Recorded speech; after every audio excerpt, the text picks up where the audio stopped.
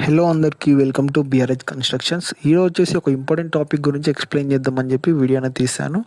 Okay, ఆ important topic ఏంటిదంటే మన డ్రీమ్ హౌస్ మనం బిల్డ్ చేసే ముందు మనకు ఒక మెయిన్ ప్రికాషన్ అనేది ఉంటుంది. ఓకేనా, ఆ మెయిన్ ప్రికాషన్ ఏంటిదంటే మనం ఒక ప్రాపర్ ప్లానింగ్ అనేది మెయింటైన్ చేయాలి.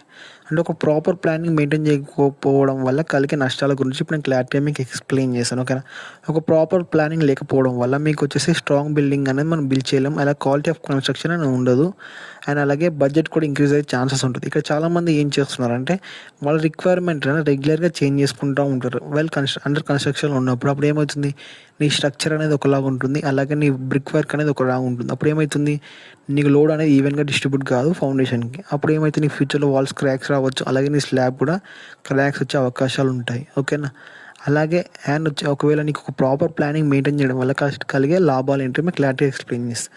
ఓకే, ఒక ప్రాపర్ ప్లానింగ్ ఉండడం వల్ల మీరు మీ బిల్డింగ్ అనేది స్ట్రాంగ్గా బిల్డ్ చేసుకోవచ్చు, అండ్ అలాగే క్వాలిటీ ఆఫ్ కన్స్ట్రక్షన్ ఉంటుంది, అండ్ అలాగే లాంగ్ లాస్టింగ్ ఉంటుంది. ఒక 10 to 15 years వరకు నీకు నీ డ్రీమ్ హౌస్ నుంచి నీకు ఎటువంటి ప్రాబ్లం అనేది ఉండదు. అలాగే నీ బడ్జెట్లో నువ్వు అనేది క్లియర్ చేసుకోవచ్చు నీ డ్రీమ్ హౌస్ని. అండ్ అలాగే ఈ కంటెంట్ మీకు నచ్చినట్లయితే లైక్ చేయండి, ఫాలో చేయండి, షేర్ చేయండి, సబ్స్క్రైబ్ చేసుకోండి. అండ్ అలాగే మీకు ఏమైనా డౌట్ ఉంటే కామెంట్ బాక్స్లో మెన్షన్ చేయండి. ఓకే, నేను దానికి రిప్లై ఇస్తాను. అలాగే బిఆర్హెచ్ కన్స్ట్రక్షన్ని సపోర్ట్ చేయండి. ఓకే.